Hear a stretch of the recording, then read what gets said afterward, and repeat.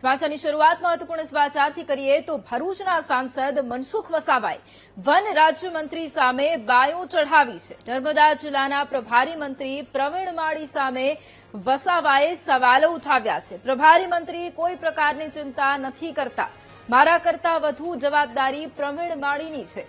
મારે પ્રવીણ માળી સાથે નારાજગી નથી। પ્રવીણ માળી પાસે આવે છે ફોરેસ્ટ વિભાગ। વનમંત્રી 20 વર્ષનો ખેડૂતોનો અધિકાર છીનવી રહ્યા છે તેમ જણાવ્યું। વન વિભાગે આદિવાસીઓમાં 2 ભાગલા પાડવાના પ્રયાસો કર્યા છે। વન વિભાગ આદિવાસીઓને ભડકાવી જમીન પચાવી પાડવા માંગે છે। કેટલાક આદિવાસીઓને હાથો બનાવી અને રોડા નાખી રહ્યા છે વન વિભાગ।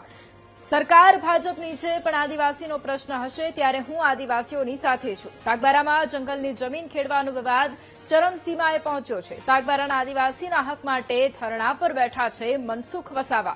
જંગલની જમીન ખેડતા આદિવાસી ખેડૂતોને વન વિભાગે રોક્યા હતા।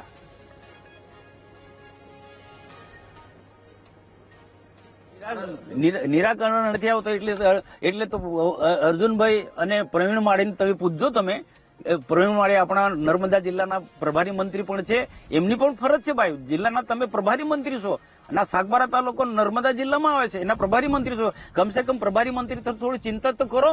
અને આપ મારા કરતા વિશેષ જવાબદારી પ્રવીણભાઈ માળીની છે જવાબદારી। આજે પ્રવીણભાઈ માળી કેમ પૂછતા નથી? મારે એમની સાથે નારાજગી નથી, પણ મારી એમની વિનંતી છે અહીંના સાંસદ તરીકે કે આ વિસ્તારના સહપ્રભારી છો નર્મદા જિલ્લાના અને ફોરેસ્ટ વિભાગ તમારી પાસે આવે છે તો ન્યાયની દ્રષ્ટિએ આ ખેડૂતોને ન્યાય આપો તમે। અને 20 વર્ષનો અધિકાર છે, 20 વર્ષનો અધિકાર તમારું ડિપાર્ટમેન્ટ કઈ રીતના છીનવી દેશે?